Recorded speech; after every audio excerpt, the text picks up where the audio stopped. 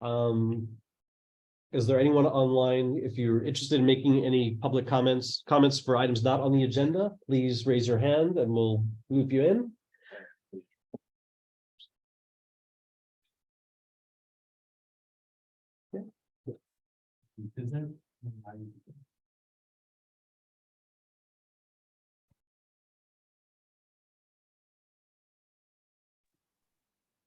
Hi, my name is Susan Nawberry, and last week we called into the city council meeting and asked public works staff to address AB 43. And we understand that there's now a traffic survey underway. And so our questions are, the city has hired traffic consultants to conduct speed surveys to determine what speed limits should be. And we're wondering what the criteria are because AB 43 allows the city to lower speed limits without conducting a speed survey. Rather, we want to know if you're trying to assess if the corridors qualify or if you're using the average speeds or median speeds or 85th percentile speeds. And then the other thing is it really going to take 2 months to make that assessment? And is there any possibility under the precursor to AB 43, which is AB 2363, to lower speed limits that aren't just in commercial areas?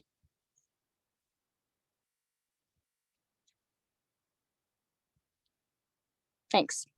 So, so I know this item is not on the agenda, but Matt, I know we do have it listed on, well, we do have it listed as a potential future agenda item. You want to just quickly respond to that? So basically, the speed surveys that we're doing is we have 48 segments throughout the city that survey. This basically allows PD to enforcement. So these speed surveys are basically based on the 85th percentile. That basically sets the limits that we put our posted speed limit on the roadways. AB 43 is something that's a little bit different. So right now, these speed surveys, we need to get them updated regardless of AB 43. And that's something that we would like to collect that data, take a look at it. What is the current speed that people are traveling at? And if there's opportunity to apply AB 43 and lower it even further, then we're considering all that. These traffic speed limit surveys do not basically say, hey, we're going to raise the speed limit. We're just doing this for MUTCD, Caltrans, and we're collecting speed surveys, and it all goes towards the traffic enforcement. AB 43 is something that we're bringing up in October with a lot more in-depth, and with the data that we will be getting, we can kind of clarify a few things too. And we're going to be talking about that in the next meeting. But those speed surveys, the reason why it takes about 2 months right now is because there's 48 segments of roadways that we need to survey. And so pretty much they're going to collect data on a good roadways per day. That's why it takes a little bit longer than usual. No further detail. And I think, and then the criteria, she'd asked about criteria in the process of being developed for how AB 43 would be applied. Is that correct? So AB 43 is how applies it to benefit. Yeah. But the process has not been determined yet. Right. So that's TBD then. So, but thank you. Next. David Seltzer. Howdy. Actually, I was also calling in about AB 43. I was another one of the individuals who called during the previous city council meeting, and so yeah, mostly it's kind of second pretty much what Susan said. So one sort of follow-up thing, I was curious with these speed surveys, is this about average speed that people are traversing, like say 4th Street, like over the whole length of it, or are these speed surveys about, you know, the given speed that someone goes, it's, I guess, at any immediate section? Like I tend to notice that a lot of drivers sort of race between the lights on 4th Street a bit, where it's like the overall speed on 4th seems to be kind of capped by the stoplights. but then people do this really fast acceleration just to get to the next stoplight. And so, yeah, I don't know. But basically just seconding that notion that I think that, this dropping the speed limits there would be really beneficial. And that if there's a mechanism for doing that without having to take so long, that would be highly preferable. But yeah, that's pretty much it. Hey, thank you. Glad to hear there's so much interest. I think a lot of us are interested in AB 43 as well. So looking forward to seeing the city move forward on that. Anybody else? I think that's it for the online. Great. All right. Hi, everybody. I'm Dave Rhodes. I am the co-chair of Walkouts. Same in the face. Lovely. Together. Yeah. Hi. Oh, yeah. Yeah. Hi. So yeah, I'm the co-chair of Walk Bike Santa Fe, and glad to be here. I wanted to comment also on AB 43 and a few other things. Basically, I wanted to make sure that the BPAC members understood why a lot of folks are talking about AB 43. The city staff are pretty aware at this point. We wrote a letter, we as in our organization, a lot of people that are part of it and other public members of the public wrote in to the city council a few weeks ago about AB 43. That's kind of, I think, what kind of stirred up this thing. So as BPAC, this is the first meeting since we did that. We're happy to send you an email. I don't have your email address, so I can't just directly email you. But the point is that we're pretty serious about this idea of being able to ministerially reduce the speed limit on certain key commercial corridors in Santa Fe. My question to the city staff today is actually about why do we have to, from my understanding of AB 43, we don't need to do speed surveys. So it's something that literally with the signature, we can reduce the speed. So speed limit. So that's something that I think that we should understand a bit more as a VPAC. That's my recommendation to VPAC and us as a couple, as organizations that are concerned about this issue is okay, great. Speed surveys are fine. We want to get data, but it's not necessarily required. It's not for my understanding. So why don't we just do it? That's kind of my question. That's my question for you all as the VPAC. To ask, advocate for that, and that's we don't have to wait for certain. Just do it. I think that's important for an attitude that we can try to do with a lot of things in our community. Anyway, I'll leave those comments for maybe another time, but I also want to thank DPW today. I just wrote in today on the Larkspur Santa Fe bike path along Smart. I saw that the signal, the bike signal is now functioning with the no right turn lane. That was awesome. Great to see that now functioning again. I also want to just mention this. I don't know if Lizzie is still on this call, but this person who called in earlier, I empathize with what she said. It doesn't look like it. That's too bad. But I hope we can do what she would like to see and see her kids ride on the streets here in Santa Fe. And I empathize with that and not being able to feel comfortable having kids ride on the streets. That's our goal here. So thanks. Thanks, Dave. Okay, next item, ad hoc committee updates, North-South Greenway, Mr. Bill. Sure. This is our ad hoc committee here. I have a couple notes of the North-South Greenway. At our last meeting, I mentioned that SMART had funded a signage and wayfinding plan for the entire pathway that we want to keep an eye on, so we can integrate that into Santa Fe's eventual wayfinding efforts that at some point, hopefully, we will tackle. I'm mentioning it now because it's planned to kick off in fall 2023. That is coming up. I don't know when in fall 23, so they just say that. So I'm just saying it again so we could all keep our eyes out on that. And maybe when one of us sees something, we can make sure we alert the others. So moving to the Greenway itself, starting in Sausalito, the last couple of meetings, I've given some updates about the turmoil surrounding improvements on Bridgeway from Golden Gate Market to Princess Street, so along the waterfront there. Finally, there's a positive update in that the Sausalito City Council voted 5-0 to begin a plan to provide bike lanes on this stretch. So it's important to keep in mind that it's a plan, it's not a design, it's not anything built. It has been a political hot button topic there, but this is good news, and Parametrics will develop several alternatives for how bike lanes can be provided and safety improved on that stretch, while also considering emergency vehicle access, deliveries, pedestrians, and local car traffic. That's going to be about a 6-month process before we see those plans. But that's the busiest stretch of the Greenway, so that is an important thing. Here in San Rafael, the Smart Bridge over Galenas Creek between the Civic Center and McGinnis Parkway and Smith Ranch Road near McGinnis Park is planned to break ground in the fall of 2023, and the path will be completed in the winter spring in 2024.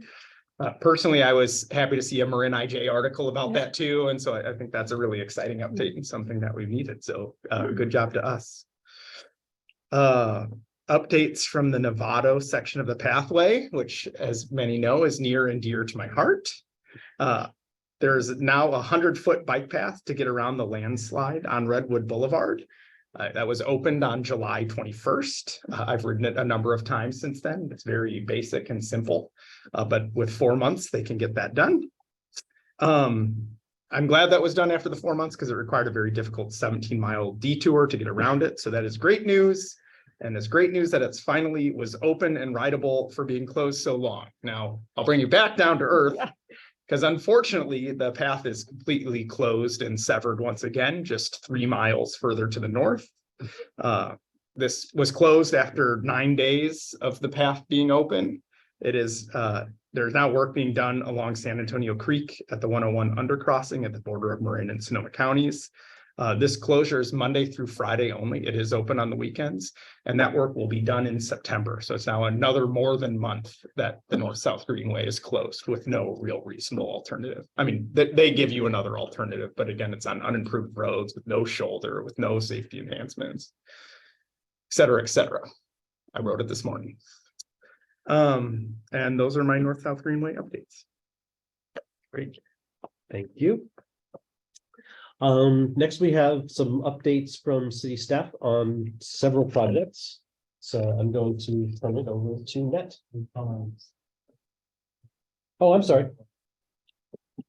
Yes, please. Kate? Can you hear me? Yes. Oh, okay, I didn't realize that. Thank you, Barry. I just had a question for Phil about the Smart Bridge.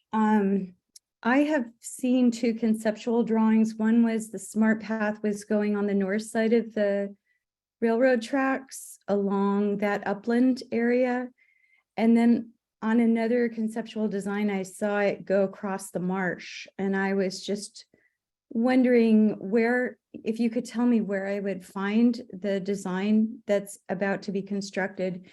I think that we have the opportunity as we rebuild infrastructure and we reconnect infrastructure to plan for sea level rise and to protect the biodiversity that's in the marsh. So I'm hoping that this design that's being funded by SMART and has been approved by MTC, et cetera, has taken those 2 things into account. And that's why I want to look at the plan. And then my second comment is just that in light of the earlier comments about AB 43, although Vision Zero is no longer an ad hoc committee update, I was wondering if you would consider keeping safety on as an ad hoc committee update. And then if there's any intersection improvements for safety or any kind of update on the Vision Zero planning or the planning that was mentioned at the last meeting, or on AB 43, it might be reported out during that ad hoc committee update opportunity. Thanks. May I address a couple of those things to the best of my knowledge? Hi, Kate. Nice to hear your voice. The most recent drawings that I saw from SMART, I believe, were from the last board meeting. There were a number of people who called in with your same concern of sea level rise. So that has definitely been asked. I don't know if that means it's been addressed, but that was like that was a common thing to hear. And off the top of my head, I don't remember where it crosses over, other than I know it crosses over, but the actual bridge itself is like somewhere near the airport towards the northern. And my personal comments for the Vision Zero stuff in the safety committee, is I think at this meeting, we're probably gonna learn some changes in our approach to the bike ped master plan and Safe Streets for All grant that we heard about last month. And so I think Nat will probably give some updates on that, just because there's a few changing bits. Thank you. Okay. No more comments? Staff updates.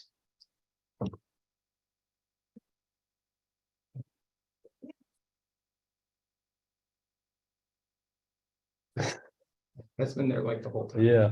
Yeah. My screen didn't change. You can clear that. How did it get there?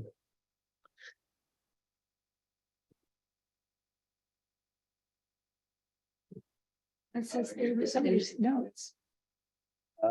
Thank you. Move the little box on the left.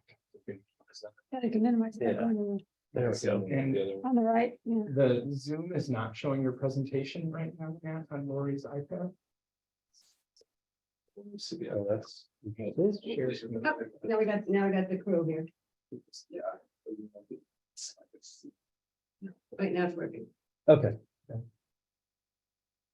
Thank you for joining us today, guys. I'm just gonna share a couple updates on the projects. What's happening.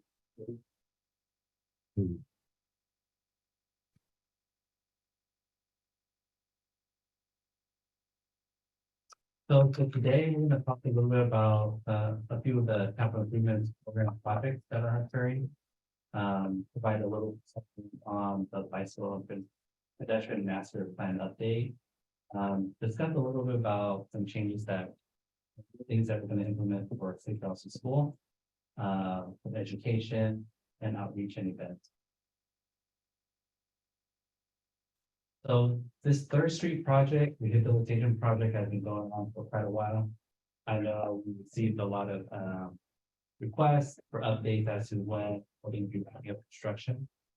As it stands right now, we'll be doing pavement restoration out there on Third Street for the late 2 weeks of August and then potentially up to the second half of September. We're going to be doing pavement restoration. And then with that operation as well, we're going to be doing restriping, thermoplastic restriping of the roadway. Everything is projected to complete for most of the Third Street project by October of this year. You define pavement restoration. They're actually going to be repaving that stretch where they've done a lot of the construction, fixing the median areas. So they're going to be milling down a couple inches and then basically filling back up. So you're gonna have a really smooth surface.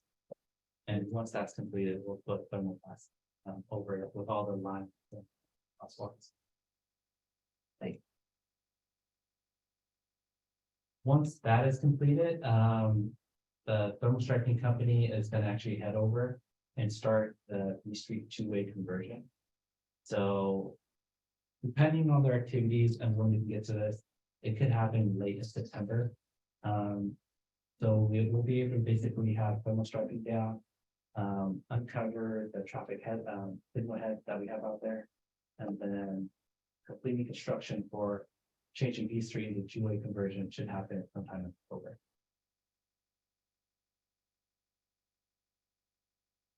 Nat, I have a question. So I know we had some discussions about the B Street to the two-way conversion. I didn't know if there had been any changes in what the cross-section looked like. I know we had talked about some potential modifications to that, and then I just wanted to know what the outcome of that was. In regards to curves. Yeah, I think we had talked.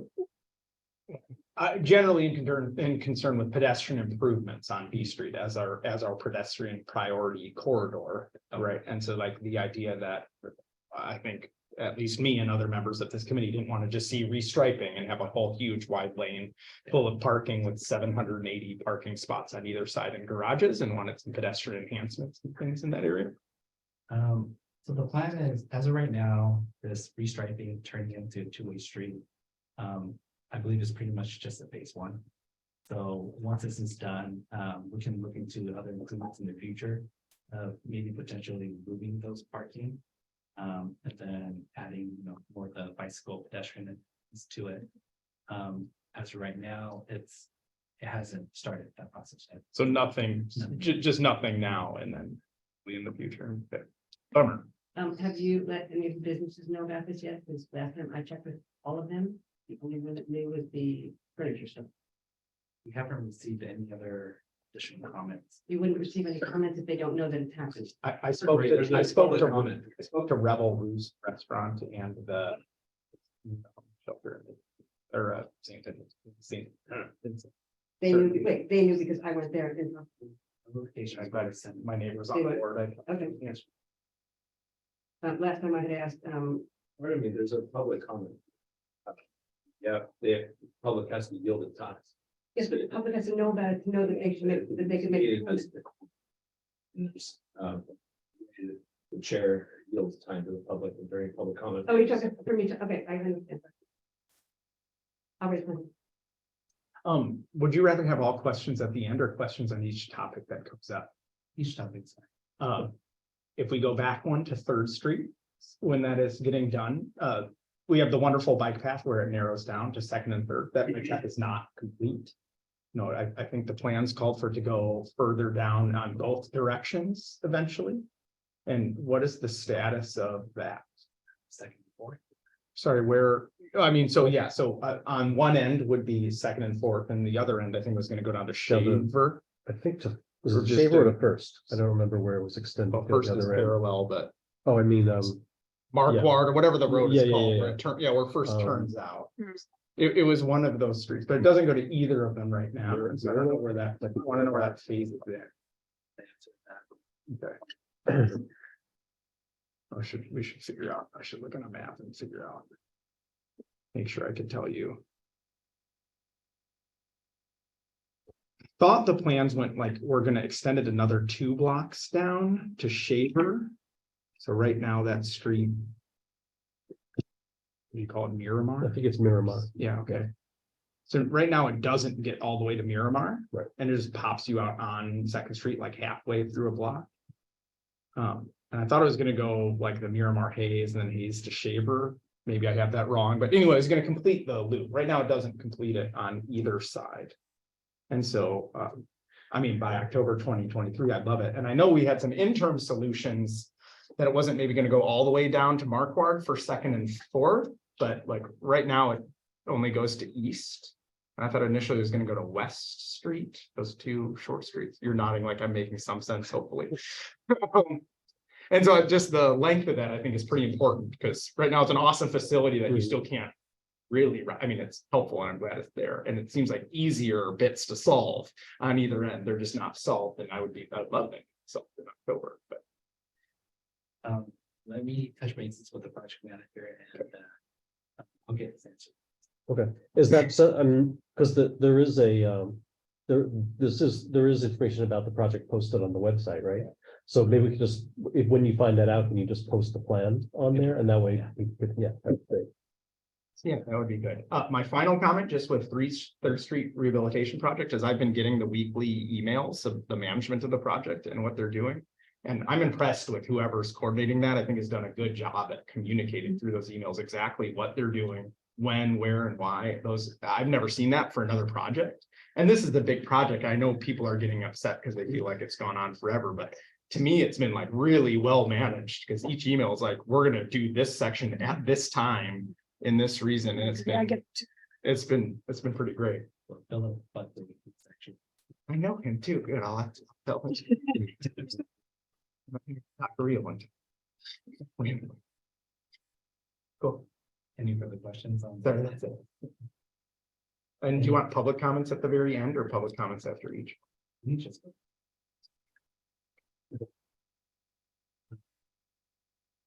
As you all know, Grand Avenue cycle track in between Second and Fourth Street, a design work completed for the stretch.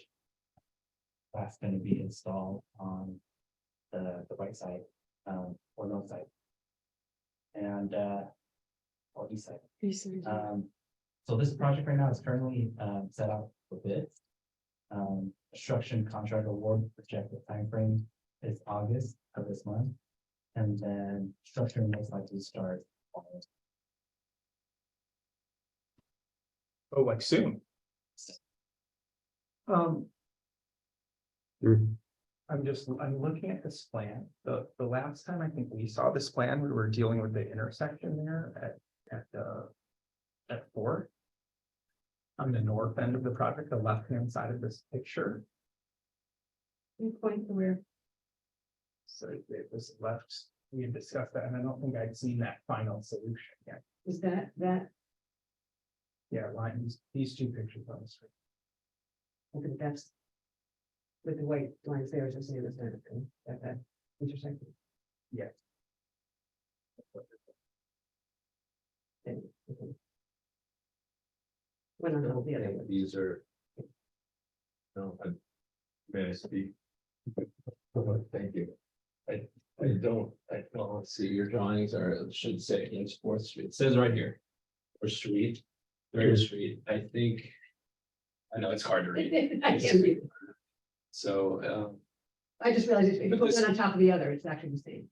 That's right, that's third, It appears that's to third be- and fourth, because it's not second. Yeah, Because that's United. We had Project. discussed, this is Right. property, I think. Yeah, that's right. It's not- that's. Yeah, that's third. This is third and, grand, so Oh, this is okay. a little bit deceiving because there's actually a whole block of this project, right? Yeah, it ran down, would be that way. Yeah, well, this is. Right, down to second, but I'm just trying, so I'm showing this. What is that street between the buildings? This is Sorry, yeah, what is that? Grand. Okay. Now I got it. Yeah, in VTAC, we had discussed the section that is not showing right now, especially I think there was a concern at Second and Grand with the turning radius of the cars. But it seems like that's not being addressed in this project. That's like when we were talking, we were like, oh, it's gotta end somewhere. It was for that. Right. But that is not in this project. No, I do remember, yeah, I do remember talking about.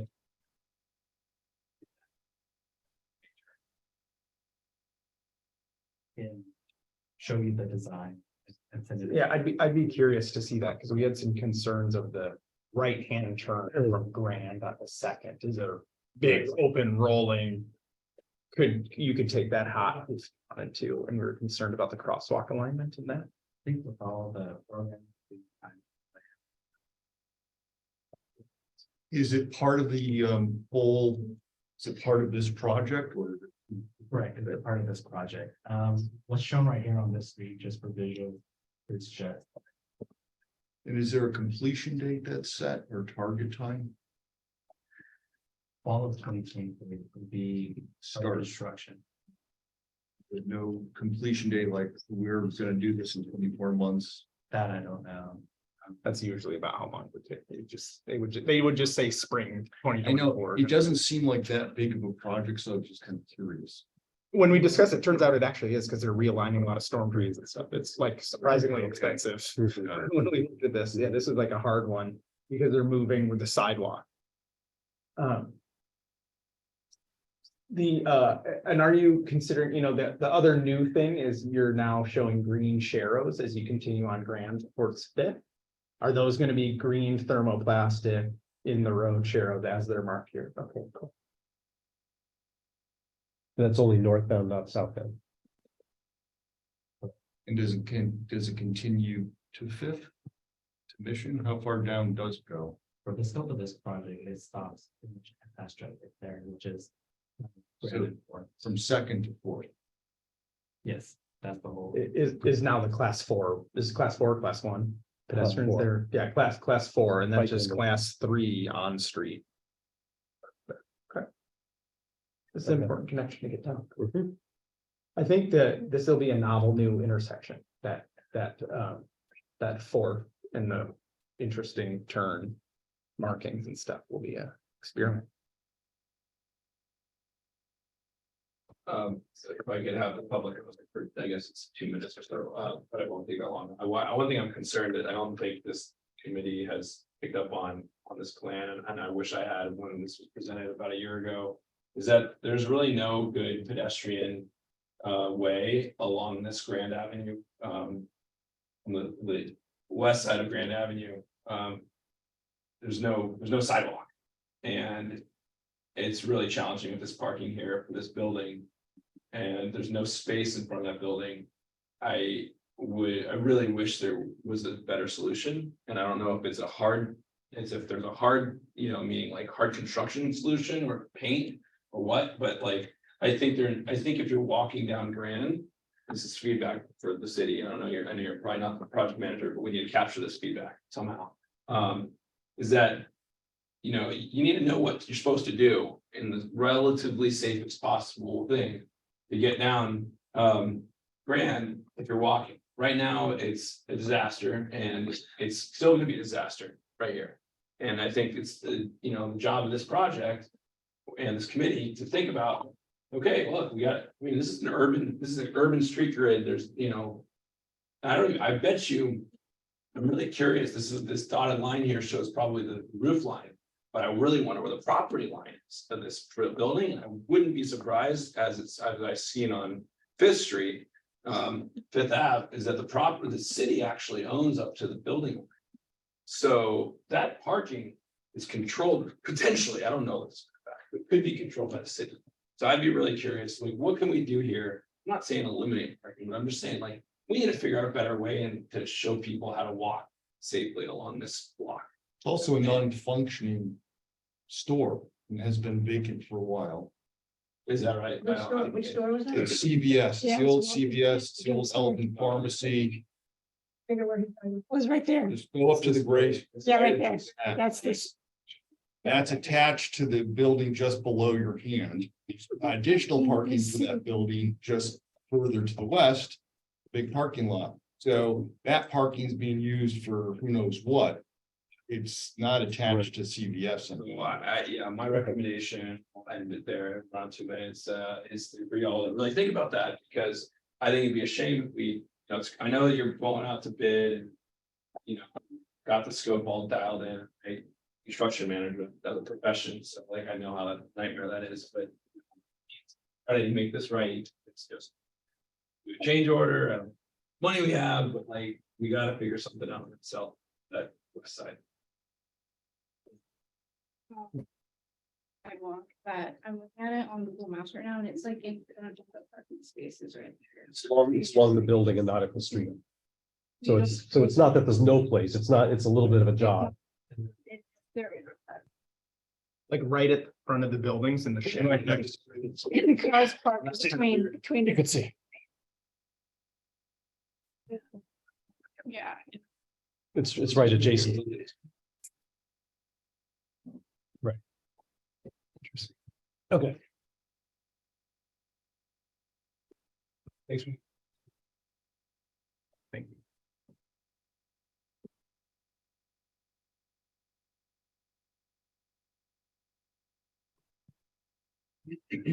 For a quick Second and First Street intersection. Currently, it's at 60% design.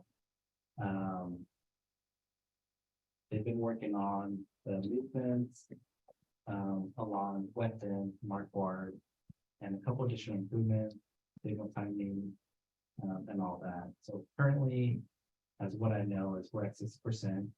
The plans are projected to be finalized by sometime summer 2024. It is a federal project funded, so it's going to take a little bit longer to go through the whole permitting process. So it's great that it's funded, but because it's federal. So projected construction contract award date would be sometime in fall of 2024. And then construction potentially starting in winter of 2024, or maybe 2025. So when can we comment on the new design? Because there was a lot of comments on the design before. A lot. And a lot of them were addressed and evaluated with the designer. We went through quite a few multiple iterations of all this. And asked the CIP project manager if she wants that in the game. But I believe the design It's already been completed. I would like to see it again. I felt like the public was very concerned about, I don't, we don't talk about now, but there was a lot of public comment, and I feel like we need to look at it again to make sure that they have been addressed. I can put that. Thank you.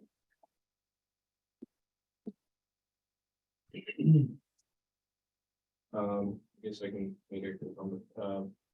So far, I think that like from Walk Bike Center Bell's perspective and me personally, like I think that there's been a good amount of dialogue and iteration. There's a few things I sent comments to the city recently, and I hope to hear some more soon. And then which is great. I know that I think there's a couple of folks on the phone that might want to comment, so just want to make sure we're able to see if anybody's raises their hand about this particular project. But long story short, a couple of my latest comments were, do we really need this left turn? Because there's a left turn right here, which would simplify the intersection a lot. When I say left, when I'm the folks on the call, meaning the left turn from 2nd Street onto Markboard. I'm not convinced that's actually necessary because there's a left turn from West Street and also East Street into this neighborhood. And it adds a lot of complication to the intersection. The other couple of ideas that we had was to make the crossing over the north side or the north, I guess the north side of 4th Street right here in front of Pond Farm, I guess the closest thing. Instead of making this wide angle crosswalk continuing on 2nd and 4th, making it more perpendicular to the small 4th Street. I'll just call it that, small 4th Street, which would just allow better sight lines and shorter crossing distance for pedestrians. That's kind of the bulk of my comments. I think it's super important to keep the right turn from east side of 4th Street to the west side of 4th Street, not a free flowing traffic, which I think is solved by this design. So that's a really important thing. So thanks for those changes. Yeah, I think if we're gonna try to get a presentation on this like for next meeting, then I think that would probably be a better time to get into more details, because I'm sure there are probably other people who want to know that's a project this committee's been interested in. So I think we could take down those comments and then also just kind of move on, continue this as an update, which is what's supposed to be in the collect comments next time. Okay, we have one more hand up. We can take that one.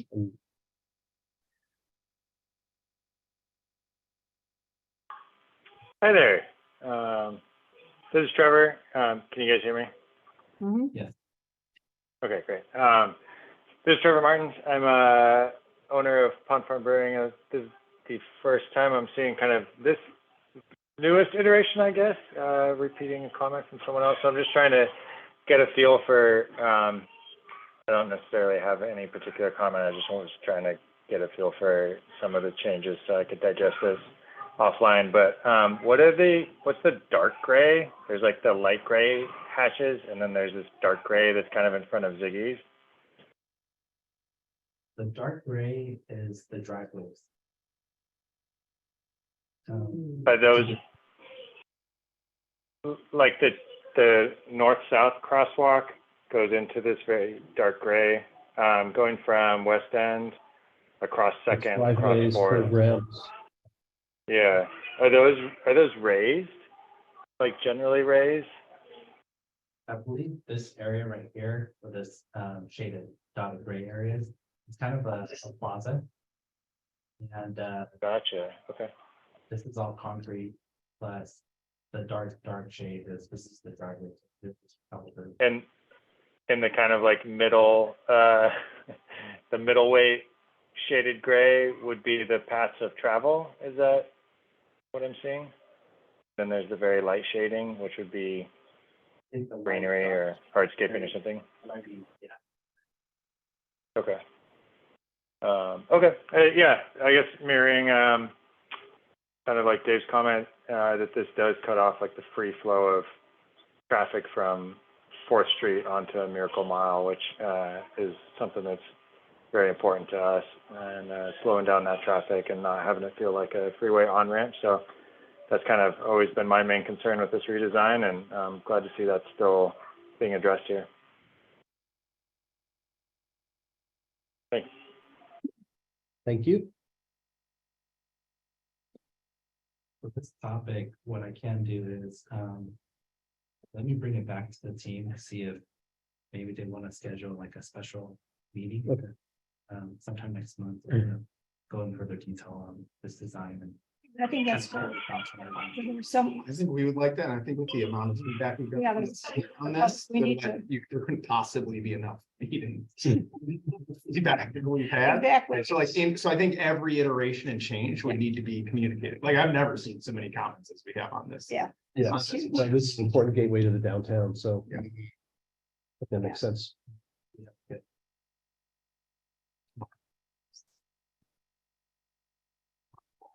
Like what? Is that a secret meeting? No, it's a book presented, you can enjoy.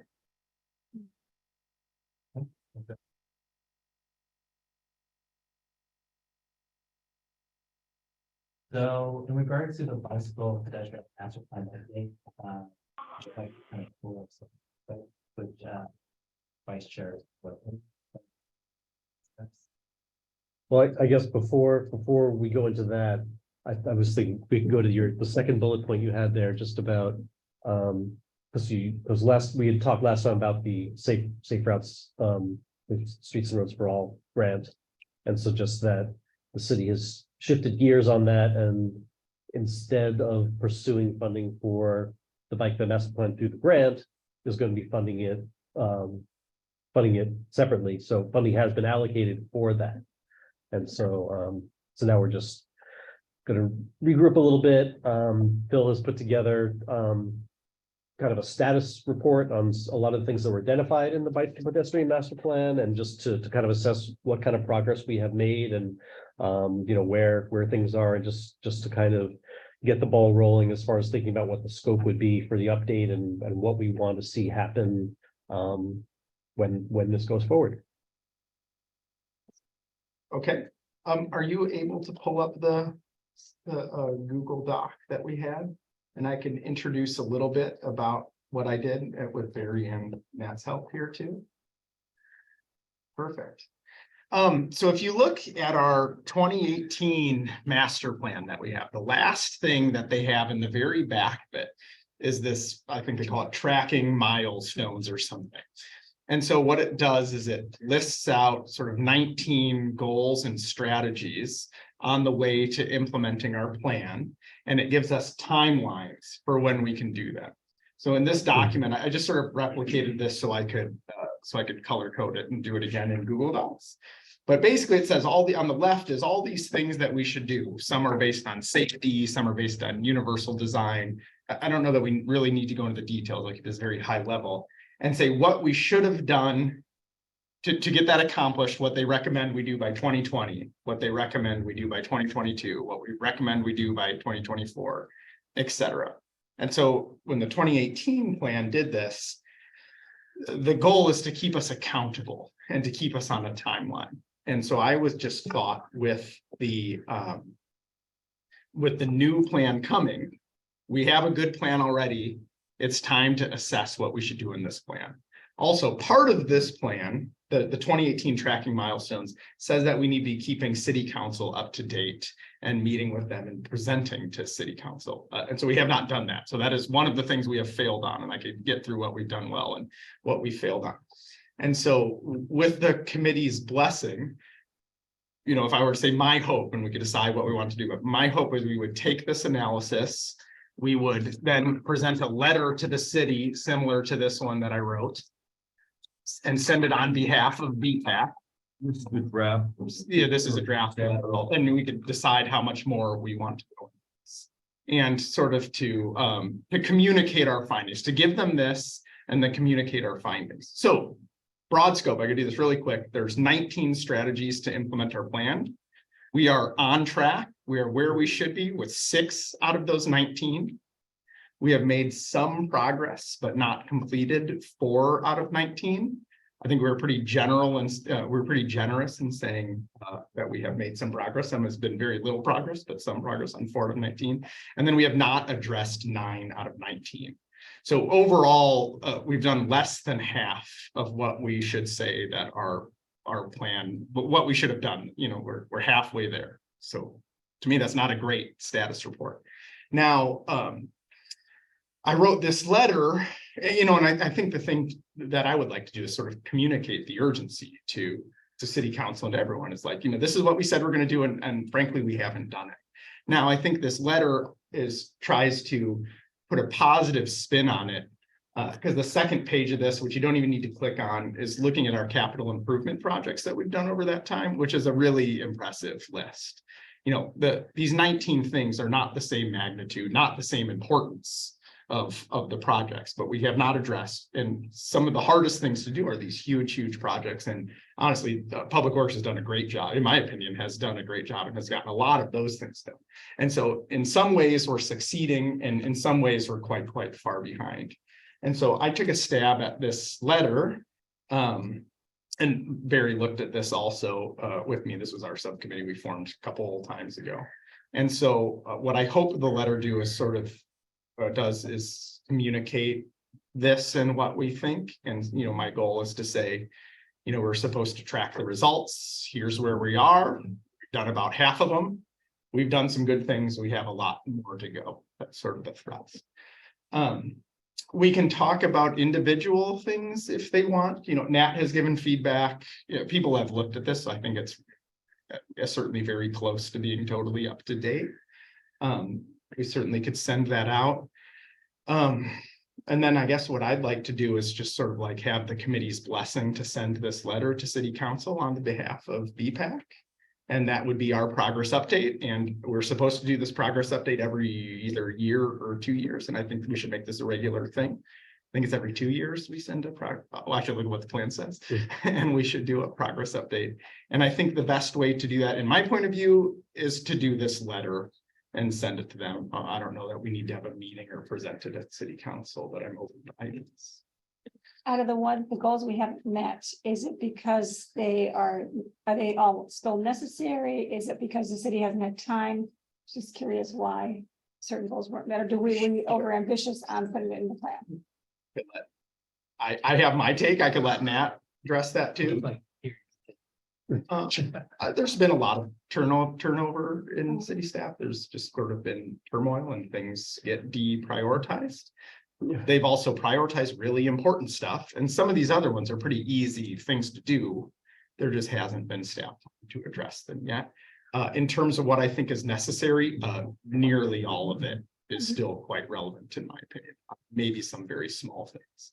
Yeah, I would largely reiterate what you said. I mean, I think, you know, I hope people don't look at this and see like, oh, there's a whole lot of red on there. That's like all, and because like you said, these are things of different magnitude. And I think staff has done a really impressive job on the capital improvement side and securing grant funds and building some great projects and some really interesting projects in the last few years.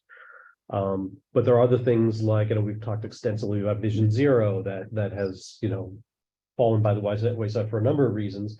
But I think rather than, I just would hate that this would come across as something where we are seen as bashing staff. And I think what really more the intent is to say that there has been a real resource issue and staff has really done a great job with what they've had. And they're really, I think largely a lot of things that have fallen by the wayside have been planning tasks.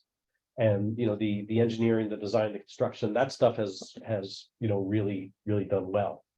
So, yeah, I think it's to use this as to make a case for the importance of these things and the need for resources. And I'll say that was the goal of the letter, was to communicate just that, right? This is not throwing people under the bus. This is, in my opinion, we want to do more and we want to do more quickly. And frankly, I think current staff agree with that too. Like I know Nat agrees with this too. And so that's for us to share. Barry, go ahead. So I don't think setting goals and objectives and then stepping back at particular points in time and assessing the success or failure of where you are on those objectives needs to be apologetic. I don't think anybody would assume you're throwing staff under the bus. But you both sound a little apologetic, so I'm just gonna say, I think it's okay to hold feet to the fire and also to say just as organizationally as we all live here collectively, we've accomplished some things, we haven't accomplished a lot of things, and we're giving you a report. It's a good way to keep things in perspective. I would disagree with you on the letter. I would actually say a presentation at city council would be better. Now, there's engineers and project managers here. I come from a background in public advocacy, and I can tell you, having people stand up and look in the eyeball is a lot more effective than sending a letter. Not to preclude sending a letter, not to preclude sending a letter with appendices saying this is what we're referring to, et cetera, but to have a 5, 10, 15-minute engagement with city council for one of the committees, I think would be good, because they're getting this times how much for every single meeting. And they're gonna be, yeah, okay, good, those guys didn't show up, thank God we don't have the nutcases showing up from various coalitions pounding on us. But if we are gonna start to articulate the idea of, like Lizzie mentioned, how do we make San Rafael a better place for bicycles and pedestrians, having that kind of advocacy is going to get us there. So I would actually encourage that we send this letter with the modification at the end of, we are requesting a presentation sometime this fall. We got 3 months, 4 months. We can't cram it in there before the end of the year. We're doing something wrong, and do that. Now, correct me if I'm wrong, if in the past this kind of engagement hasn't occurred or the mayor's indicated I could speak to a couple of those things. One is I hope this and the letter are not particularly apologetic. My hope is that they're quite factual. Yeah. I think what I'm gonna do personally is, as my idea, what I would present this as BPAC. I will then have personal comments that I will give to city council about things I can do that would be, not just exactly what's been done, but what I then think should be done, not what BPAC should be done. In terms of presenting the letter, I think that's very well said. What has happened before is we've had pretty little, at least in my term on the committee, which is starting to be a long time, we've had very little contact with any city council members directly. We now have a city council liaison for every board and commission. There's a city council liaison, and I think the way they're preferring to handle that is the liaison gets contacted. If that's the protocol for these things, I don't think we're gonna get time at a city council meeting on Monday to go up there and do a presentation with us. Why? So what Why I don't expect, why do you think that, you Bill? could tell me, I just think I've never seen that in all my time watching city councils from a board or commission. I think they prefer to have these meetings. I can tell you what I think would happen is I think I would send this in and I would get we would get some sort of invite. City council would be very interested and want to call, want to talk, want to have our feedback. That's my guess, probably as individual council members. That's how I think it would work. I think I would send this in and then council members would respond and request meetings with one or each or all of us. So maybe Nat can respond better than me. Wait, hold on a second, just to stand. So what you're saying is that we should default to having 5 meetings saying the same thing with 5 different people, or 7 meetings to 7 different people? Or violate the Brown Act and meet with 2 or 3 people at a time? No, I think you would meet with 1 or maybe 2 council members, and then they meet together and they talk, then they can share that together. That's my guess, but maybe you could have a Follow up on that. Yeah, since we have a and designated liaison. maybe someone from the public could go. Yeah, so we do have a dedicated liaison, so we could, That you seems know, like the the place to the start. idea thing, we could send this in and then the liaison could meet with us too. We could also say that we're interested in having a conversation, making a small presentation. What's the best way of doing it? Yeah. We look forward to Discuss it with further others. dialogue and engagement with the city Sure. council and other appropriate city Yeah. agencies. I mean, and in the bylaws for a committee, our city council liaison is supposed to attend at least 1 meeting a year. we have not had that. If who's early as I know, I'll ask, I believe It's almost possible that. They assigned that at a relatively recent city council meeting. There was some board and commission. I mean, that's a Lindsay question. So here's my take on this. I know I've only been here for the city for about 9 months. But taking a closer look at the ped bike master plan, all the projects that's happening, it's easy to pinpoint and say that maybe we're low in staff. But I think the city's been doing a great job in kind of, if we're low in staff in certain projects, we do have consultants to kind of fill some of those roles. So we are managing things properly to also move projects forward. But I think after looking at the ped and bike master plan, there's just a lot of projects. And right now, given the current amount of funding, where we're at within concept designs and all that, there's a lot of restrictions. And with the big projects that we have going on, which are multi-million-dollar projects, those are being pushed along. And I believe once those kind of wrap up, we have a lot of projects already lined up as well to continue those improvements. So it's like, it's all happening. It's just happening at a different pace. And the thing too, that what I wouldn't mind doing on this whole ped and bike master plan update is basically create kind of like the Parks and Rec plan that was just adopted. Create short-term projects and long-term projects. Because a lot of those projects that we do have on there right now, they're conceptual. They're very well thought out, but I feel like a lot of them are long-term. Can we break it down to have what's the short-term projects that we can tackle and the long-term projects? Once we kind of break that out and start tackling the smaller projects that does impact the community, then I believe that list that we're doing, we're gonna knock all those off the list. So right now, if you look at a grand scope of everything and how things are set up, it's hard to meet a lot of those criteria, but we do have a lot of projects happening. We are moving along and there is a backload of a lot of projects. It's just showcasing them. And I feel like going further in depth into the whole bike master plan update and showcasing that, you'll see the difference that there is a lot of progress happening. Right.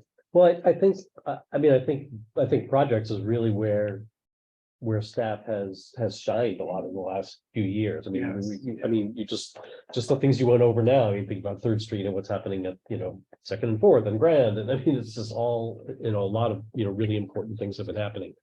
But I do think that where we have not been able to follow up is more on the policy side and just kind of establishing a framework and, thinking about maybe it's for bike parking or Vision Zero just as, Vision Zero itself is such is an orientation, and just can really set the stage for a lot of other kinds of things. So yeah, I just think it's not a matter of one or the other. And I know you've got a lot of projects backed up, but that's great that all this stuff is happening. It's great that you've been able to secure the funding. I mean, that's really, I think, pretty impressive. But I would, I just think it's important that we continue to work on the other stuff, and however, whether that gets done through staff or consultants or whatever, that would kind of move on both the planning and the engineering side.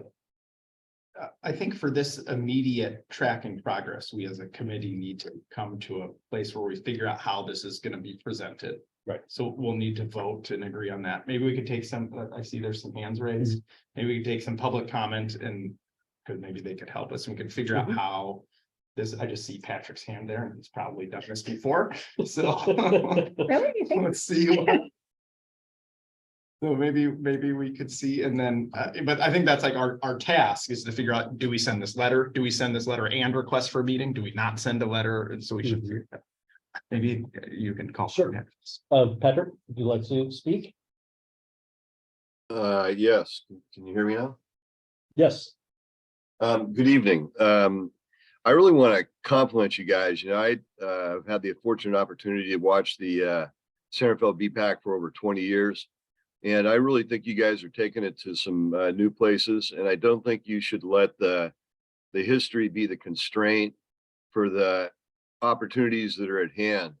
And I really want to applaud the letter that's been created. I think the work that Phil and others have worked on to get that put together is tremendous. And I think one of the biggest areas of improvement for the San Rafael BPAC historically has been to establish a dialogue with the city council. If you look at your enabling legislation, which I had the opportunity to work on some years ago, that it is to advise the city council on what's going on. And to try to get the city council's attention is very difficult. They have a lot of things they're doing. They're running a very large city, largest city in Marin County. They have a lot of super important issues at hand, and you're part of them. You know, you're part of, what they're looking for to get information from. And so I think the idea of sending a letter is a great idea. I think that the organization of it, looks superlative, and, just the way you put it together. But I'd also like to say that I think that making a presentation to the city council, a vocal and the advocate, and I apologize, you guys in the screen, you're so small, I can barely tell who you are.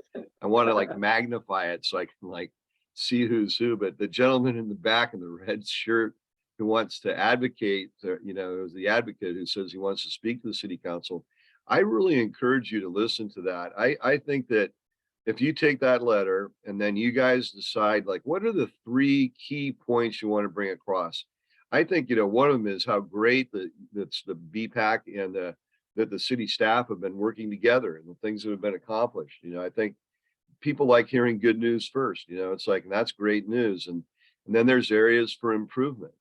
And I think that if you guys establish a professional decorum with the city council, they will respect you and look for that type of information from you more. And they will be more willing to listen to you and be responsive to you as a committee. So more funding for the CIP, for the bicycle and pedestrian projects, getting the key ones put together so we have an integrated system. What are the key things that you guys see need to be communicated? So I think that I think the personal presentation is a good one. I think that getting together cohesively on what you're going to say is a good one. And then there's something that I've learned, through all the years of presentation, which is that advising the council publicly is really good, but the best way to communicate it is beforehand, brief them in smaller groups that you're going to make the presentation, tell them what you're going to say. So when they get there, they are prepared. They're prepared with their thoughts, and they can say, hey, thank you. We see the good things. We want to do this. It's a way to establish a rapport and what your relationship is with the city council. So I think you've made huge strides, and I would encourage you to do the things you've all said, present the letter and make a presentation and advise the city council on what you see. And there are some great opportunities. There are incredible things that have happened, and there are incredible things going on, and there are even more opportunities in the future. So I think the more that you coordinate and advise the city council, the better opportunity we have to achieve those. Thank you guys very much for everything you're doing. Thanks, Patrick. So I guess, Nat, I asked just a protocol question from, since, do you think it makes sense for us to initially approach our liaison or to address the council as a whole and then follow that up with a meeting with the liaison? Let me double check on that. Okay. And see what their approach is for that. The city is always welcoming feedback. So there's projects, how we're doing, what we need to improve. So Right. Let me ask our public works director to kind of see if she knows what the protocols and procedures are. Whether we use these reach out to our liaison or do we go direct. Okay. So how about a proposal? I think I think these points are good. That sort of there's the more time, the better. The more time we get, the better. So how about this going forward? If we like this letter, I could send a letter on behalf of BPAC. I'll send this analysis with this letter on behalf of BPAC and request a meeting with request a meeting with our liaison or with all of city council, whichever they deem most appropriate. Can I make a suggestion, just brainstorming here, Bill? If we have a liaison, it seems to me we should utilize the liaison. And I think we should just contact the liaison, say, look, we've got a snapshot of the environment right now.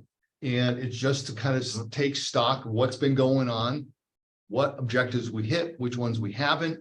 And we'd like to have a meeting with a presentation and engage with the city council. How do you think we should go about doing that? Let's engage that person, because that's one more person we've just educated about what's going on. And then they can say, send a letter directly to the city council, or I'll make it happen. And then they're carrying some of the water for us, and it takes a little bit of the load off of us. Now, again, do we know who the liaison is? And my name's Mark Kyle, by the way, for those who folks say I look like an ant dressed in red. I'm almost. you look like what? Lorenzo An ant dressed in red. And my only other point on this, I like the letter and I like this approach. I like talking to city council members first. When we say we identified 19 goals, I guess I go back to that. Was it realistic? I mean, It's supposed to be real. I mean, Okay, when it's made, it's supposed to be realistic. the plan, when we come up with a plan, did the city council at the time approve the plan? I mean, it's just, or do we just, Yeah, lots of people. Okay. but my point would be that you could get pushback that, yeah, you came up with all these goals, but there's no way in heck we could. We didn't, council adopts. Oh, I'm just asking, okay, that's what so the council did adopt them. Okay, so they are responsible. Okay, that's all I want to make sure. Experience when it's up in front of council. Response is, we have a bicycle and master plan and we are fulfilling those goals. Right. And what we're saying is like, kinda. And so like, yeah, kind of, but we could be doing better. Yeah, not I even think that better. urging is the part. Yeah, they sign off on all these plans, all the big plans, like these are expensive. Like we're gonna talk about this. We're gonna budget $250,000 to an update. You know, we pay a lot of money for these plans. They're serious plans. That the city has, you know, precise plan was even more. I mean, if I were a city council and we're talking about that kind of money and what's going on, I'd want to know what the advisory committee is thinking. Yeah. And it isn't so much, oh, well, this is, I think we get too much in the weeds of what is good, or the staff did this, or funding wasn't there. It's more of, we said we're going to get this Yeah. done, and what did we get done and what didn't we get done? And how do we, maybe we look at it and as a group collectively and knock off the bottom 5 and just say, you know what, we're never going to do those. Ain't gonna happen. I would say the problem is that the plan is for city staff, Yeah. not for us, right? Yeah. So it's for city staff. I've done no Right, well, work. they can give. I've they never can held a give- shovel in my life. So, They can you give know, feedback. so, yeah, so we give feedback, and I think our feedback is sort of to like hold to account and to advocate for more resources for Right, that, and right. for like, And we this- have wonderful interns that come in, They, you know. they might not know that the I think they don't know. fourth and second intersection is Well, that one. created a ton of, right, but for example, Yeah, does everybody know? I- Realize the scope my- and that. I suspect this presentation would be a shock. They would expect that, wow, I did not realize that we were. I think it's a great idea. Nice. And I think the other problem that we're running into is this board liaison thing is this is a new thing. And so I think maybe it is just, I don't know if it's ever happened for any committee, because it's a new thing to have this liaison approach.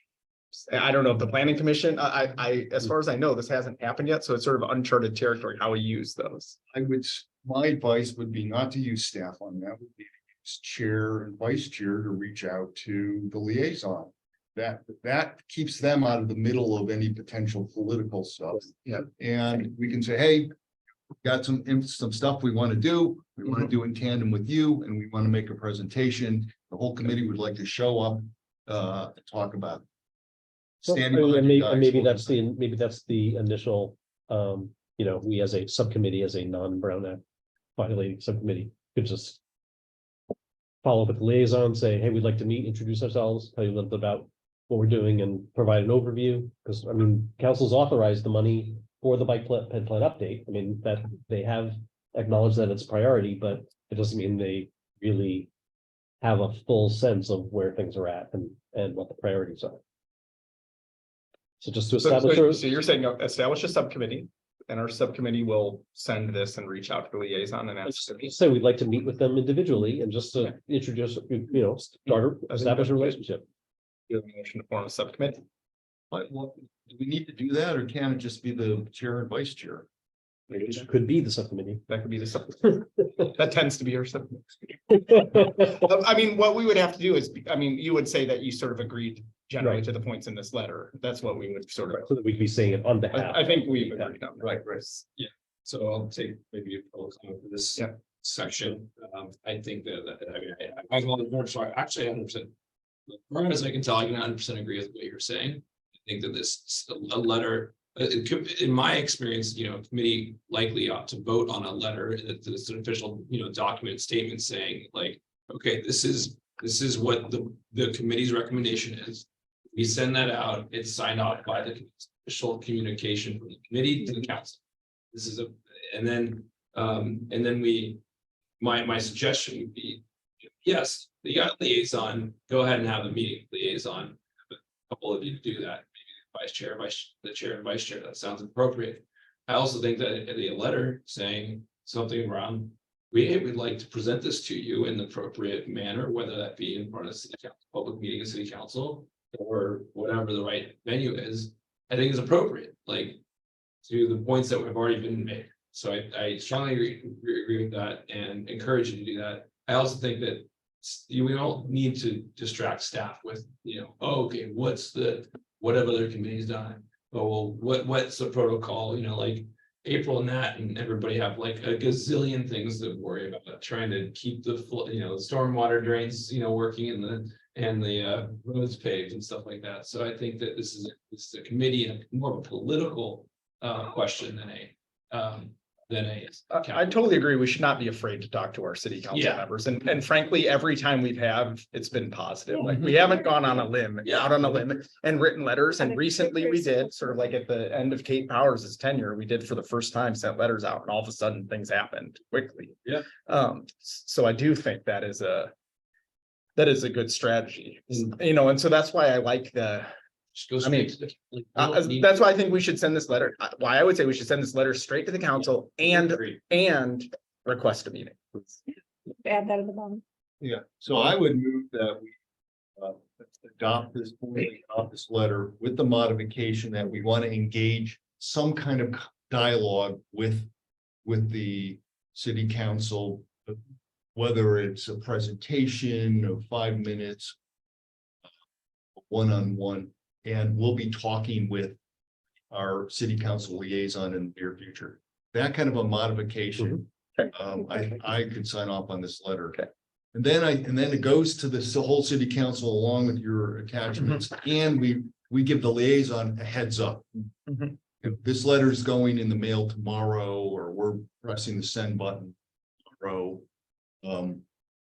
want to talk with you, but determined to have this kind of engagement. Okay. Is that a So I should friendly just, amendment? can we vote and say yes on the letter with some amendment that I'll do in the Right. future and whatever? Okay. Seems like a good solution to me. Eh? Raise hands. Are you calling for a vote? Okay. Sure. I think we all Would they are in re- agreement. Yes. Great. I think that's good. And I think it's That's all I good. And I hope to do this, hopefully we'll figure out our process. 5 years. And then I hope that we do this whenever every couple of years or however often they say. And I think we should do those projects. Okay. Organizationally, it's really helpful. Otherwise, you do a bunch of stuff and at the end of the year, you never look back and go, well, yeah, what we said we're gonna do a bunch of stuff. What did we? And actually I do?" will, tomorrow, I will figure out who our liaison is and I'll send this and I'll CC you, Barry, on this also. So it could come from us and we'll make sure we do that. Thank you, Wally. It's really good. Very correct. Based on my interaction with a lot of the staffers, they're very open, so feedback. Yeah. They don't care. Every time I send a letter, I get a phone call right afterwards, so I'm sure, I think that'll happen. Yeah, I'd be happy to. Yeah, That way it goes. Yeah. I believe that. Mhm. can I take? And I you just can take go this? So as you mentioned earlier, Barry, an update that we have for the big route for all grant that we discussed on the meeting. We decided to basically postpone applying for that grant. There's a lot of different elements that's kind of moving through 10, Vision Zero and countywide, local safety plans and all that. With all those moving parts, instead of keeping those funds kind of held up. We kind of decided that, right now might actually be a good chance to take that 200 grand and 250 grand. And let's actually start, put an RFP out. And let's just start updating the master plan now. As all of those policies and everything develops over time, we can have an updated bike master plan and slowly mold that to everything else that we need to incorporate all the new elements that come into it. Because this bike master plan is going to be a living, breathing document that constantly evolves itself. Right.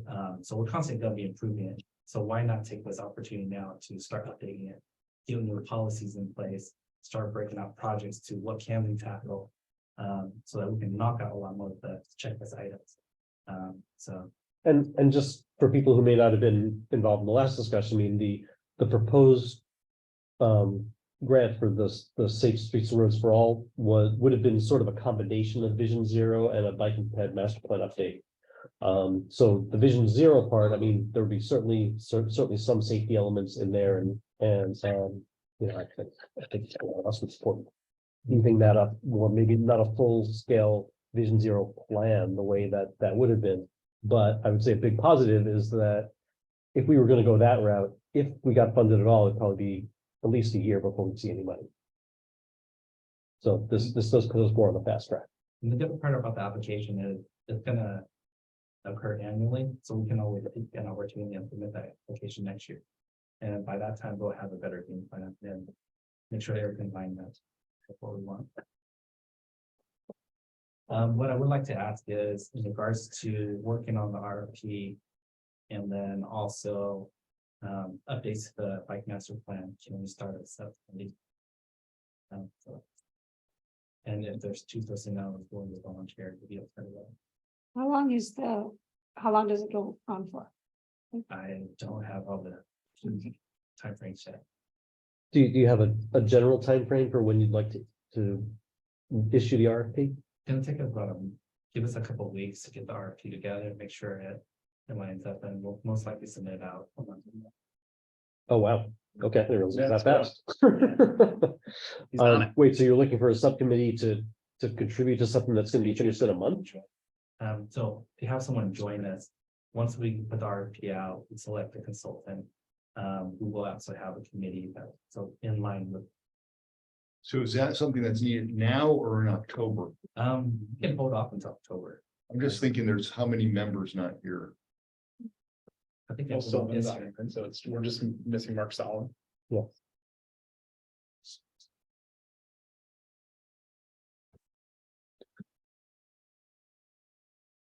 If you want to hold off until October. I don't think there's any reason to hold up. Yeah, I don't Yeah. necessarily want to hold off, because then I don't want to delay the process, and I don't want to throw off the timeline. I don't think it would be Okay, Thursday. but you're saying a subcommittee. But it sounds like to work with staff you're talking about. So that would be like 2 members of BPAC as part of a larger committee that includes staff members. And what that would be meeting over the next several weeks, you're saying? So I'm thinking pretty much the RFP is gonna have to go up first. So that's about a month out. So Oh, you're talking about Post them. Once it's been post bid, it, yeah. once it's been posted. We would request for proposal and then basically based on the proposals we get, we make a selection Okay, you're talking about doing like interviewing and selecting a consultant. to actually join and participate. Okay, I thought you were looking for input on the RFP. I misunderstood. No, it'll be for the like that. Got it. So you want feedback on hiring the consultants after they've been hired, I think it's after. after the hire. And so if it goes out in a month, how soon will somebody be? How soon will the bidding? I'm assuming about 2 weeks to look at the proposals. So October 4th. Fall 2 weeks after. I think the subcommittee is great. I don't want to be on all the subcommittees, but I do kind of want to be on this one. I nominate. Phil. I'd be happy. I nominate whoever's missing. Barry's been involved in the master plan process that when you first got on. the committee, I'll right? give you a I'll sure, I'll say yes. All right. Is there anyone else who's not here who might want to? You can ask if Sylvan wants. No, you know, but, well, But we can only have two. Okay. I think that works. Should think of some other stuff. We should do more stuff. You got North-South Greenway. On to the next topic.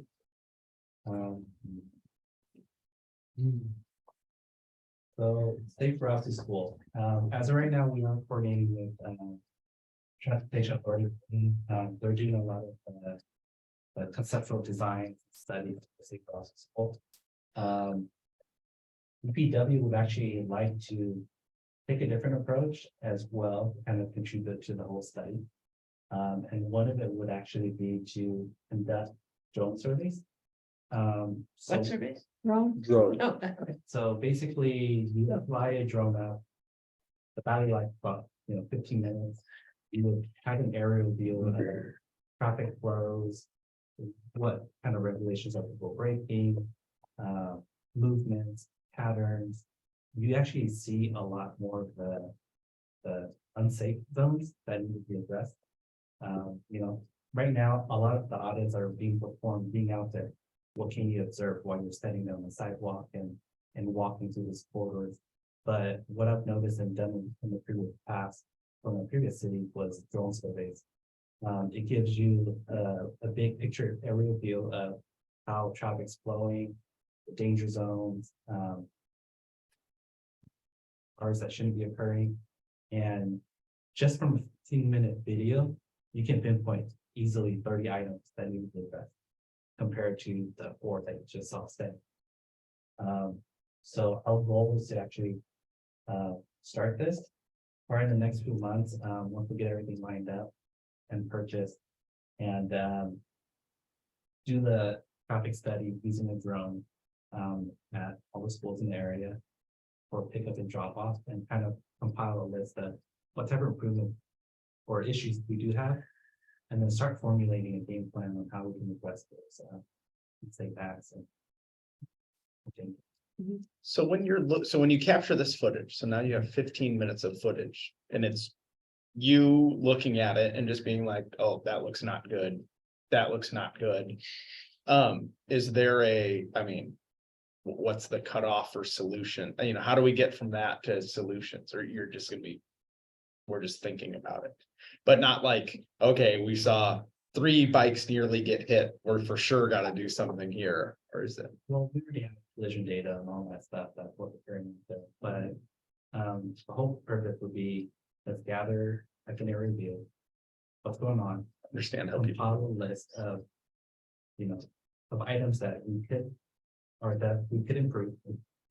Tackle the low hanging fruit ones and all the other ones that are big issue ones or maybe potential safe routes to school improvement projects that we could do. We can seek a lot more funding for those. As of right now with the whole infrastructure bill and grants and stuff out there, there are a lot of grants that are strictly for safe routes to school that we could apply for. And historically, it's like TAM has been most of that grant money and they've driven safe routes to school. And are you saying that the city would now do some of that too? Yes. Would like, oh, I like that. I like the proactive. So Neat idea. Great. I think that sounds really, really intriguing. I don't know how to nicely say this. I hope that you are doing these at the correct times because I sat in here after Santa Fe spent $250,000 on a parking study. And the only thing I kept seeing on it was 12-2. I was like, what is 12-2? That was the time that they had done it when everybody's at lunch. And then they found out that they did it in August when most people are on vacation. He just said, it says during pickup and drop off. Oh, So perfect. it's all there. Perfect. Where did I miss that? Oh, I missed, thank you. Yay. Yeah, those are pretty crazy times, and I think it's also really useful to have the footage because not everyone realizes it, to have something that you can actually show people, maybe post it on the web or show it to, then it's a good way of having that documented, because I think a lot of people will be surprised at how insane some of those school drop off and pickups and be. How dangerous. That's awesome. Yeah. You can do that. That's great. Great. Are there any comments? No.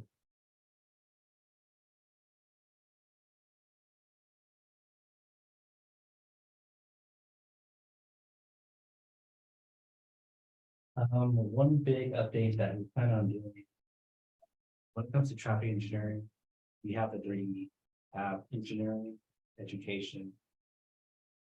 Most of the enforcement is taken care of by police department.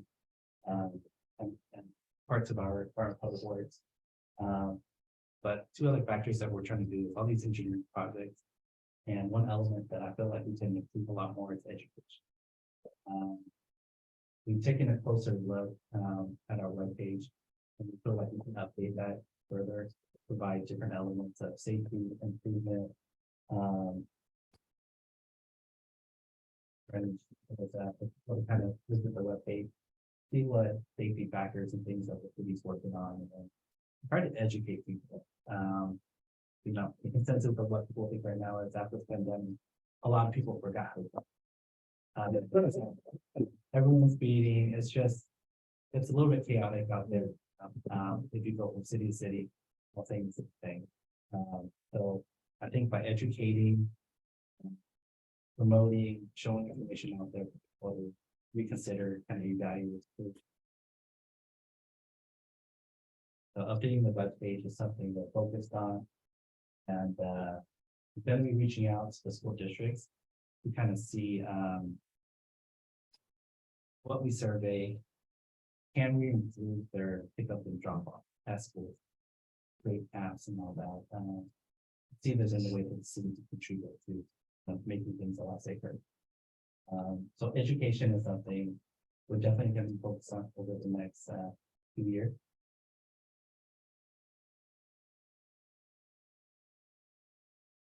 That I guess I would just like to suggest that to involve the safe routes to school people involved. So I mean, they've certainly seen and done a lot and could probably contribute a lot. They probably have some great materials that they could share and provide links to.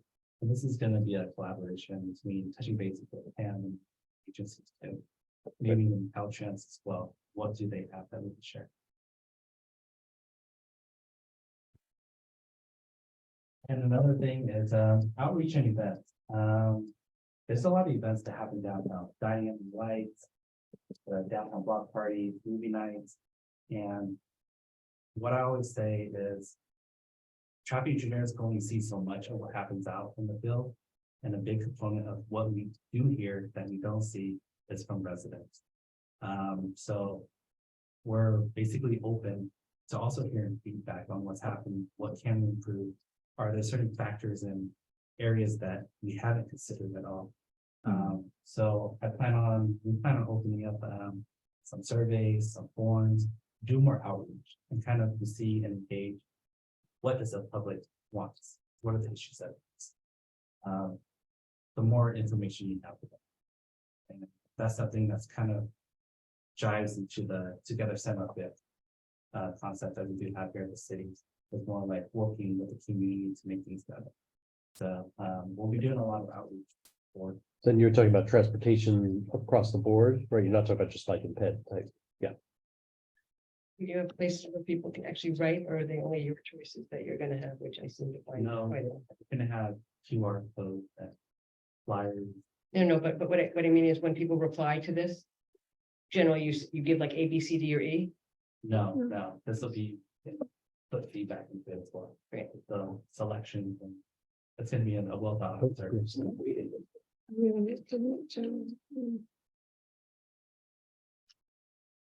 Then one thing that we're planning on starting back up again soon is getting traffic cabinets, kind of providing art beautification throughout the downtown areas.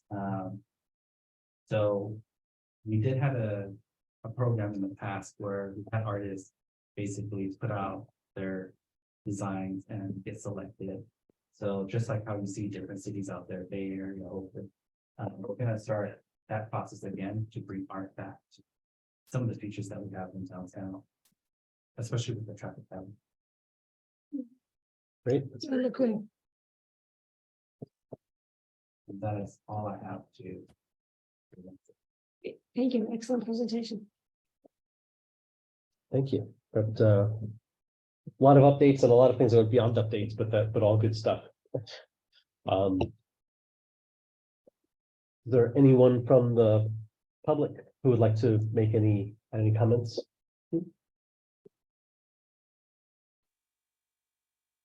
I have a question, just because you showed the smart train, when the transportations area on Second is going to be moved eventually by Caltrans, do you know when that's going to happen, or any update on that? So I know Smart has their function. That's the current design. Caltrans has actually selected a few locations for this mobility hub. And we do have a meeting this Friday to talk a little bit further detail. So all the areas underneath the overpasses and near Heston and all that, it's gonna be kind of overhauled and changed to become a mobility hub. Those features and everything that is related to mobility hub, we don't have all those details yet. So they're doing it underneath the freeway overpasses when you decide It's that? gonna be like around the surrounding areas, that's Caltrans. Wait, they're not moving the Whistle Stop building and closing off Channel Pies Avenue anymore? And Fourth You're Street? not talking about the transit center. That the transit center is still also. Oh, that's not what he's And it's talking gonna be surrounded by the state mobility hub. So what, and The other areas that Caltrans. what does that mean exactly? I couldn't figure out. Or what could it I couldn't potentially mean, I figure guess out is the question, like what's on the table, I guess, is in that discussion.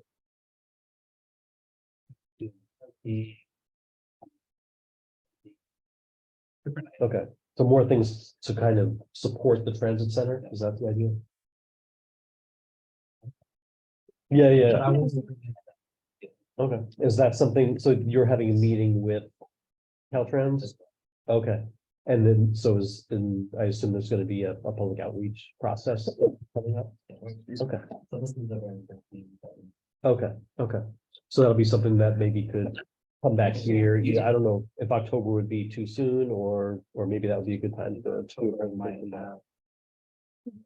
Agenda items? Right. So maybe the next. Okay, Yes, yes, okay, yes. well, I just want to make sure we're doing it in a timely way, whenever that comes out. Okay, sounds good. Next item is housekeeping. Did you have something particular that you wanted to do under housekeeping? Okay, that's just a standing item then. I don't think we have any housekeeping. I don't have any housekeeping. Possible future agenda items, we've talked several times about AB 43, I know, and we're gonna be bringing that back in October. Trails and open space master plan, bike parking requirements, and that's really the intention was to focus on requirements for incoming development as opposed to bike parking on the street, which that's a separate issue. And bike parking on the street. Yeah, I mean, that was something I know we had talked about a little bit, is that. Well, I mean, that's also just maybe something to become, that would be really a big.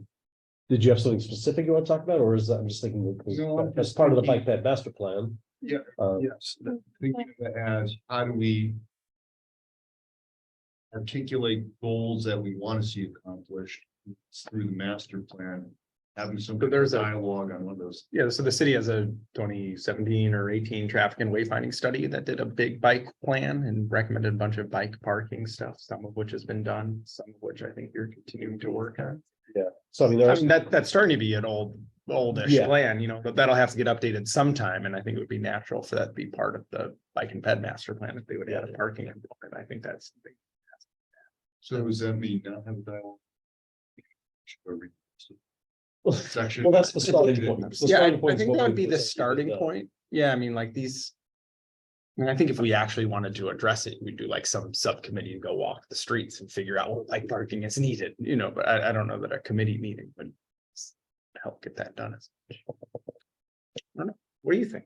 What would be most Are helpful? you more to asking the question than anything else? Yeah, or- more asking, Yeah. but also, it's an interesting one.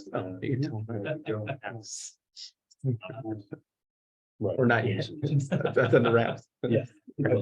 Just Yeah, but I think the bike path master plan seems like the place to kind of pull together what was done previously and reconsider that and rethink that and come up with some new things. If, you know, if there's some specific need that you're aware of. that- No, it was more going back to C's comment. at the Yeah. beginning of the meeting. What's the future we want? How do we build for it? And if the master plan is the vehicle for that, when's the last time there was that kind of an active conversation on that particular point? Because I imagine there's some other ones, or is that something that needs to be updated? You know, looking at one of the metrics of Ben, we've done it, and I just haven't seen the parking, or it was started, or this much was done, or nothing's been done. So there's other ones as well, I articulate, so. I have one other potential thing, or I don't know if it's a question now or something to talk about. I did notice in the updated capital improvements plan, there was $100,000 that was given in the previous plan to study a east-west connector through town, commercial corridor. That money went away in this current one as that was going through. And that's no longer there. And so does that mean the city has given up on this east-west connector? And I say this in conjunction that TAM, I think we just talked about like last month, they were talking about the Cross Mine Bikeway. And to my view, you know, I would say like starting point, we need to get north-south, we need to get east-west. We're working on north-south. I think we've done a pretty good job on it, some gaps, but it's like gonna eventually get done. The east-west bikeway, however we get east-west through the city is a problem now.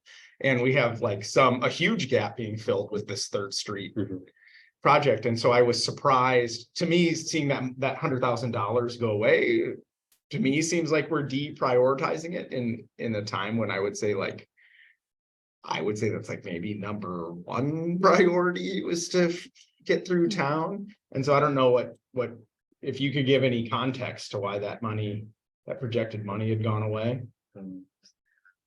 It was just in the last CIP, and I was looking at the previous one to this one. Portion of that budget was managed by CFP, so I can ask them to see. And I think like what our master plan says now, and what I assume the next update is going to say is like, hey, you really got to get east-west through the city.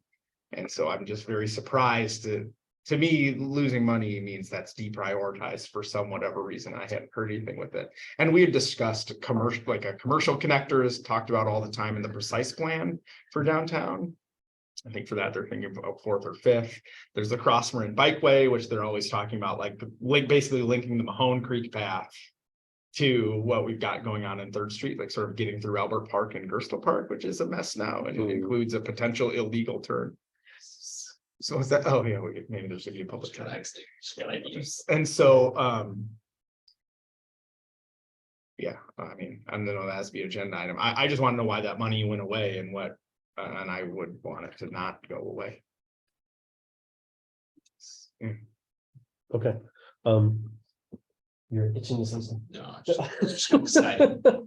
Okay, so. Just one update with the bike parking, as we start updating the bike map, we're gonna be updating some of the maps in there as well, and do an audit of, bike racks and parking.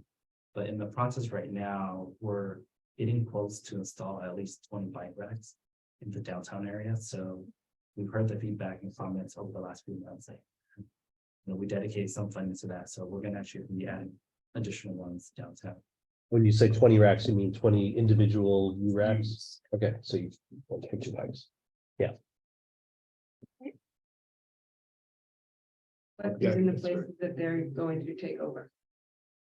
Like where do you put them? Like in front of stores or?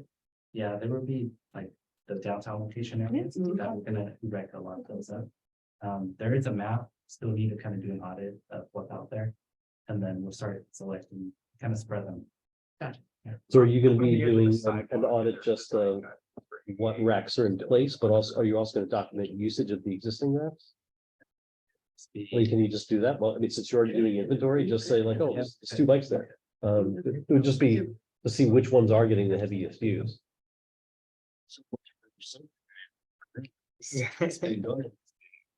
I'm just telling it. I did the first I type. really love it. I've never put that in. You know, the sort of brownish, dark brownish. Okay, well, any other suggested, I mean, these not necessarily, not that they necessarily go up for October, but any suggested future agenda items that we just at least keep track of? Anyone want to add anything else? Kate?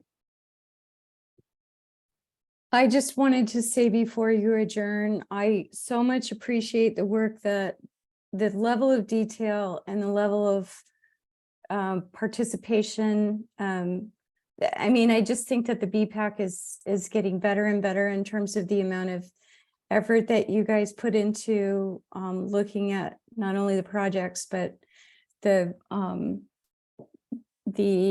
intention of the bike ped plan.